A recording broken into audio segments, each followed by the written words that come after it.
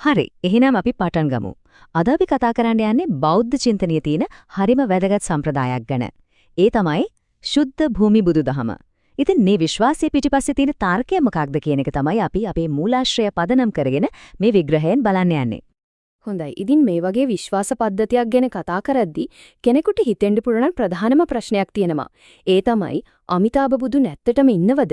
මේ ශුද්ධ භූමිය කියන්නේ සත්‍යක්ද කියලා කොහොමද අපි හරියටම දැනගන්නේ? ඔන්න ඔය ප්‍රශ්නෙට තමයි අපේ මූලාශ්‍රයේ කෙලින්ම පිළිතුරක් දෙන්න උත්සාහ කරන්නේ.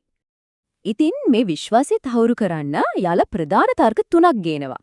අපි එනන් මේ එකින් එක අරගෙන බලමු මේ ඇදහිල්ලේ පදනම මොකද්ද කියලා හරියටම තේරුම් ගන්න. හරි. එහෙනම් අපි යමු පළවෙනි තර්කයට. මූලාශ්‍ර කියන විදිහට මේ විශ්වාසයේ මුල්ම සහ ප්‍රධානම පදනම තියෙන්නේ වෙන කොහෙවත් නෙවෙයි ශුද්ධමු ග්‍රන්ථවලමයි. දැන් මේක පස්සේ කාලෙක හදාගත්ත දෙයක් නෙවෙයි කියලා තමයි අනුගාමිකයෝ කියන්නේ. එයාලා තර්ක කරන විදියට මේක එන්නේ කෙලින්ම ශාක්‍ය මුනි බුදුරජාණන් වහන්සේගෙන්මයි. උන්වහන්සේ දේශනා කරපු දේවල් තමයි අමිතාභ බුදුන් ගැනත් ඒ කීන පරම සුවෙන් පිරුණු බටහිර ශුද්ධ භූමිය ගැනත් තියෙන කාරණා මේ සූත්‍රවල සටහන් වෙලා තියෙන්නේ. හැබැයි මෙතන තියෙන හරිම රසවත් කාරණයක් තමයි මේකේ විස්තර. බලන්න මූලාශ්‍රය කියනවා මහායාන සූත්‍ර ගොඩකම අමිතාභ බුදුන් ගැන සඳහන් වෙනවා තමයි. ඒත් මේ විශ්වාසයේ ප්‍රධාන වශයෙන්ම ගොඩ නැගෙන්නේ ශුද්ධ භූමි සූත්‍ර 5ක් කියලා විශේෂයෙන් හඳුන්වන දේශනා ටිකක් වටා. අන්න ඒක තමයි එයාලගේ තර්කයේ මුල්ගල වෙන්නේ. ඒ කියන්නේ මේ ශුද්ධ ලියවිලි පදනම. හොඳයි. එහෙනම් අපි යමු දෙවනි තර්කයට. බලමු ඒක කොහොමද ගොඩ නැගිලා තියෙන්නේ කියලා. මේක ග්‍රන්ථ ගැන කතාවක් නෙවෙයි මේක කාලය ගැන කතාවක්. ඒ කියන්නේ මේ සම්ප්‍රදාය කොච්චර කාලයක් පැවතුනාද කියන එක මත පදනම් වෙන තර්කයක්. මූලාශ්‍රය කියන විදිහට මේ ශුද්ධ භූමි සම්ප්‍රදාය හිතන්නකෝ අවුරුදු 2000කට ආසන්න කාලයක් තිස්සේ මිනිස්සු පිළිපදිනවා. ඇත්තටම ඕනෑම ආධ්‍යාත්මික පිළිවෙතකට ඒක කියන්නේ හරිම දිගු කාලයක්. හරි. ඉතින් වැදගත්ම දේ තමයි මේ අවුරුදු ගාන පාවිච්චි කරලා යාලා ගොඩනගන තර්කය. ඒක හරිම සරලයි. එයාලා අහන්නේ මෙහෙමයි මේ පිළිවෙත බොරුවක් නම් ඒටෙන් කියන දේවල් වෙන්නේ නැත්නම් අවුරුදු 2000ක් විතර පරම්පරාවෙන් පරම්පරාවට මිනිස්සු මේක අනුගමනය කරයිද?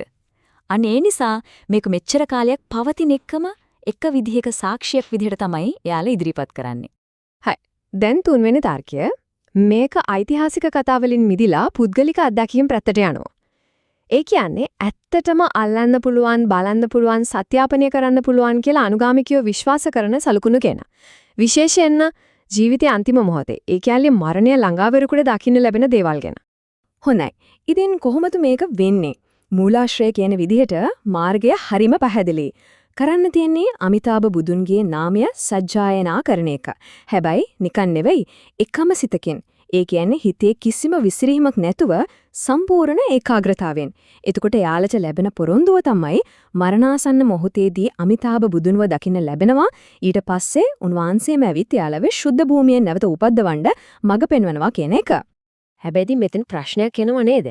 කෙනෙක් අමිතාභ බුදුන්ව දැක්කා කියන එක හරිම පුද්ගලික අත්දැකීමක් නේ. ඉතින් එළියේ ඉන්න කෙනෙක් ඒක ඇත්තද නැත්තද කියලා හරියටම දැනගන්නේ කොහොමද? මූලාශ්‍රය අන්න ඒ කාරණේට කෙලින්ම උත්තරයක් දෙනවා. උන්න මෙතනදී තමයි යාළගේ තර්කය තවත් ශක්තිමත් වෙන්නේ.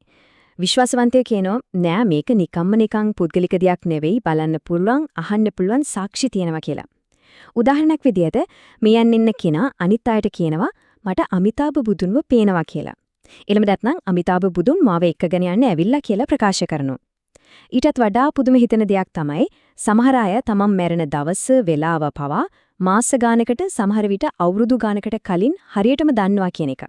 මූලාශ්‍රය කියන විදිහට මේවා නිකන් කටකතා නෙවෙයි ඓතිහාසික වාර්තාවල වගේම නූතන වීඩියෝවල පවා ලේඛනගත වෙලා තියෙනවා. හරි. එතකොට ශුද්ධ ලියවිලි දීර්ඝ සම්ප්‍රදාය සහ පොත්දලිකව සත්‍යාපනය කරන්න පුළුවන් සලකුණු කිනි මේ තර්ක තුනම එකතු වුණාම මොකද වෙලා තියෙන්නේ? මොකද්ද මේකේ ප්‍රතිඵලය? අපි මේ කොටස අවසන් කරමු. මේ චින්තන සම්ප්‍රදාය කොච්චර දුරට පැතිරිලා තියෙනවද ඒකේ බලපෑම කොහොමද කියලා බලලා. මේකේ බලපෑම නම් සුළුපටු නෑ. ඇත්තටම මූලාශ්‍රයට අනුව ශුද්ධ භූමි බුදුදහම කියන්නේ අද වෙනකොට නැගෙනහිර ආසියාවේ තියෙන ජනප්‍රියම බෞද්ධ සම්ප්‍රදාය. විශේෂයෙන්ම චීනේ, ජපානයේ, දකුණු කොරියාව, වියට්නාමයේ වගේ රටවල්, ඒ වගේම සිංගප්පූරුව, මලේසියාව වගේ රටවලත් මේක හරිම ප්‍රබලයි. හැබැයි කතාව එතනින් ඉවර වෙන්නේ නැහැ. මූලාශ්‍රය අවසාන වශයෙන් තවත් හරිම පුදුම හිතන කාරණයක් කියනවා. ඒ තමයි මේ ශුද්ධ භූමිය කියන සංකල්පයේ ආකර්ෂණය කොච්චරද කියනවනම් ටිබෙට් බුදුදහම වගේ වෙනත් සම්ප්‍රදායන් අනුගමනය කරන අය පවා ශුද්ධ භූමියේ නැවත ඉපදෙන්න උත්සාහ කරනවා. ඒකෙන් පේනව නේද මේක කොච්චර සීමා මායිම් ඉක්මනා ගියපු විශ්වාසයක්ද කියලා. ඉතින් මේ හැම දෙයකින්ම පස්සේ අපි එනවා මේ මුළු කතාවෙම හරය වගේ වෙන හිතන්නට යමක් ඉතුරු කරන ප්‍රශ්නයකට. මූලාශ්‍රය අපිට පෙන්නුවා ශුද්ධ ලියවිලි, සම්ප්‍රදාය, පුද්ගලික අත්දැකීම් මේ හැමදේම සාක්ෂි විදිහක. එතකොට ඇත්තටම ඇදහිල්ල විශ්වාසය වගේ ගැඹුරු කාරණයක් සම්බන්ධයෙන් සාක්ෂියක් කියන්නේ මොකක්ද? ඒක තමයි අපි හැමෝටම හිතන්න ඉතුරු වෙන ප්‍රශ්නය.